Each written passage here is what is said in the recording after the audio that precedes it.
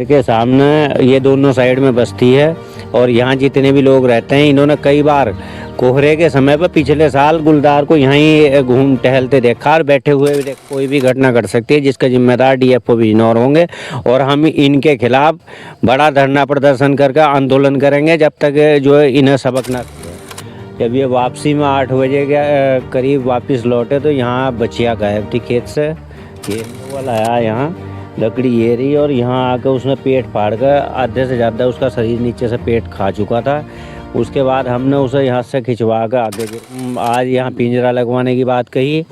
ये वन विभाग की लापरवाही का नतीजा है कि नांगल में कई घटनाएं हो चुकी हैं। जानवर को पकड़ने के लिए अभी कोई गांव वाले इसके साथ हादसा कर दें तो कल ही ये मुकदमा उस पर दर्ज कर देंगे। उसकी कोई सुनवाई नहीं होने की। सज़ा से पहले कोई इनके यहाँ कोई माफ़ी नहीं है और किसान को मार दे, जानवर को मार दे, उसके लिए वन विभाग का कोई उत्तरदायित्व ये अपना नहीं समझ। मैं इस वक्त मौजूद हूँ नांगल सोती में, जिला बिजनौर के नांगल सोती में, और जिला बिजनौर के अंदर गुलदार का आतंक अभी भी रुकने का नाम नहीं ले रहा है। ताज़ा मामला है नांगल सोती का, बिल्कुल बस्ती के करीब का। आपको कहूँगा, दिखाना चाहूँगा कि बस्ती बिल्कुल करीब है और बस्ती के करीब ही ये बिल्कुल सामने रोड चल रहा है और सामने घर बने हुए हैं, बस्ती बनी हुई है और बस्ती है और इसके करीब ही गुलदार कल ने अटैक किया और वो भी दिन दहाड़े, यानी कि तकरीबन 7:30-8 बजे। दिन छुपा ही था कि गुलदार ने अटैक करना शुरू कर दिया अपना।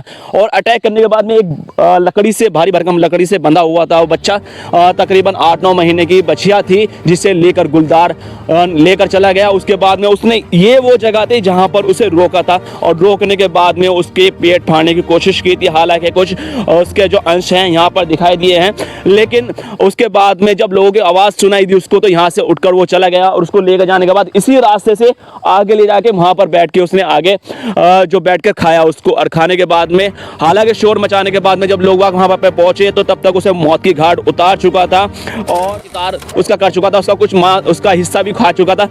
हालांकि रात ज़्यादा हो चुकी थी उस वक्त, क्योंकि देखते देखते काफ़ी टाइम हो चुका था। फिर दूसरा वन विभाग का भी इसमें इंटरफेयर रहता है, तो इसके मद्देनज़र इन्होंने उसकी बॉडी नहीं उठाई। अब सुबह जाकर अब जब वहाँ पर देखा तो वहाँ पे वो जो बचा हुआ जो शेष जो शरीर का हिस्सा था वो भी वहाँ पर मौजूद नहीं है। इस वक्त हम जो मौजूद हैं समाज सेवी हैं हेमेंद्र चौधरी साहब और किसान भी हैं, उनके घेर में हैं और उन्हीं के घेर का यह मामला है। उनसे भी जानने की कोशिश करेंगे क्या मामला हुआ है और कैसा कैसा मामला। चौधरी साहब, क्या रहा, किस तरह से मामला हुआ है? ये शाम 7:30 बजे के आसपास मैं अपने इन्हें भाई देवेंद्र को खाना खाने के लिए कहने के लिए आया, इन्हें अपने साथ ले गया।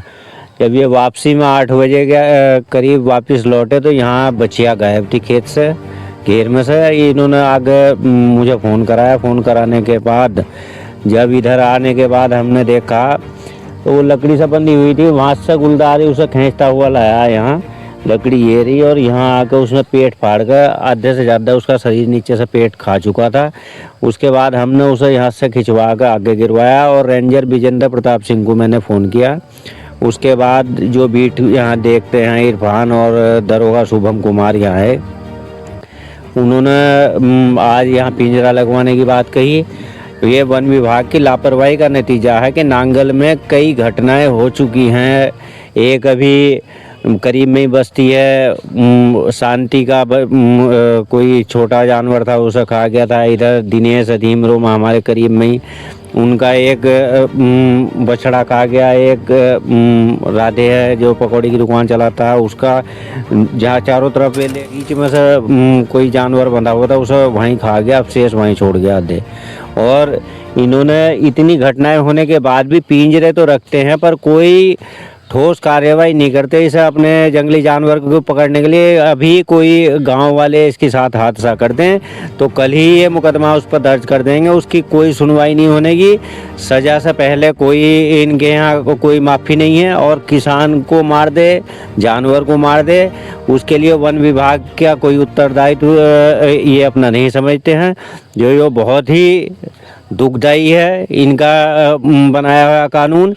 इस कानून में जो है या तो अपने ये जानवरों को संभाल कर रखें, जंगल के जानवर हैं, जंगल में रखना इनकी जिम्मेदारी है। कहीं से भी किसी भी प्रकार से पकड़ना। रात मैंने इनसे यही बात कही कि पिंजरे लगवाओ या बिना पिंजरे के पकड़ो, हमें कोई मतलब नहीं। गुलदार की कोई घटना नांगल सोती में घटनी नहीं चाहिए। अब चौधरी साहब, सबसे बड़ी समस्या ये हो गई क्योंकि अमूमन तौर पे गुलदार जो यहाँ पास में काली का मंदिर है उसके आसपास देखा गया है, लेकिन अब 4-5 तारीख से मेला भी शुरू है और रात को भी मेला चलता है और दिन में भी मेला चलता है, तो ऐसे में तो बड़ी घटना हो सकती है। मेले में छोटे छोटे बच्चे आते हैं, पैदल जाते हैं और जो है खेलते हुए जो हमारा जो वन क्षेत्र है इसमें घूमते रहते हैं। नीचे देव स्थान है, यहाँ पक्की PWD की रोड बनी हुई है चक संख्या 416 में, इस तक जाते हैं। ये वन विभाग की आराजी आ रही है इधर, और यहाँ गुलदारों का पूरा डेरा है। किसी भी बच्चे को उठा कर लेकर जा सकते हैं, किसी भी इंसान पर हमला कर सकते हैं। तो वन विभाग इस ओर ध्यान दे और DFO साहब पूरी जो है अपना ध्यान लगाकर अपनी वन विभाग की टीम को गश्त कराएं यार, और अपने जो भी इनके पास साधन है उसके द्वारा इन गुलदारों को पकड़ने का पूरा प्रयत्न करें और पकड़वा में जब यहाँ कोई सुख शांति मिलेगी। यानी मेले में कोई भी बड़ी घटना घट सकती है किसी भी मेला देखने आने वाले यात्री के साथ या बच्चों के साथ, जिससे जो है हमारा मेला भी प्रभावित होगा। देखिए, मेला प्रभावित होने के साथ साथ सबसे बड़ी बात तो यह है कि जिस तरह का मामला ये हो चुका है, क्योंकि ये ऐसा जानवर है जहां पर इंसान इसके सामने कुछ बिसात नहीं रखता है, यानी कि इतना जबाड़े इतने कम जानदार होते हैं, पंजे इतने जानदार होते हैं, इसके बारे में कहा जाता है अपने से के बराबर वजन ये पेड़ पर लेकर चढ़ जाता है। अब ऐसे में इंसान की या बच्चों की क्या औकात है, और ये काफ़ी बड़ी बछिया थी हालांकि, लेकिन उसको जिस तरह से शिकार उसने बनाया है तो कहीं ना कहीं लोगों के लिए चिंता का विषय ज़रूर बन चुका है, क्योंकि आसपास का ये एरिया कि बस्ती के बिल्कुल करीब है और बस्ती करीब होने की वजह से आसपास में दहशत का माहौल जरूर देखने को मिल रहा है। क्योंकि अमूमन तौर पे ये चौधरी साहब ने अभी जिक्र किया था थोड़ी देर पहले हमसे कि ठंड के मौसम में भी सड़कों पे गुलदार को देखा गया, ये बात सही है चौधरी साहब? हमारे घेर के सामने ये दोनों साइड में बस्ती है और यहाँ जितने भी लोग रहते हैं इन्होंने कई बार कोहरे के समय पर पिछले साल गुलदार को यहीं घूम टहलते देखा और बैठे हुए भी देखा है भी इस सड़क पर। यहाँ कोई भी घटना घट सकती है जिसका जिम्मेदार DFO बिजनौर होंगे, और हम इनके खिलाफ बड़ा धरना प्रदर्शन करके आंदोलन करेंगे जब तक जो है इन्हें सबक ना सिखा दिया जाए अभी कोई भी घटना किसी इंसान के साथ घटती है। देखिए, अब मसला बहुत ज़्यादा पेचीदा होता जा रहा है क्योंकि कई घटना इस तरह की हो चुकी हैं। तकरीबन इस साल भी कई सारे लोगों को मौत की घाट गुलदार उतार चुका है।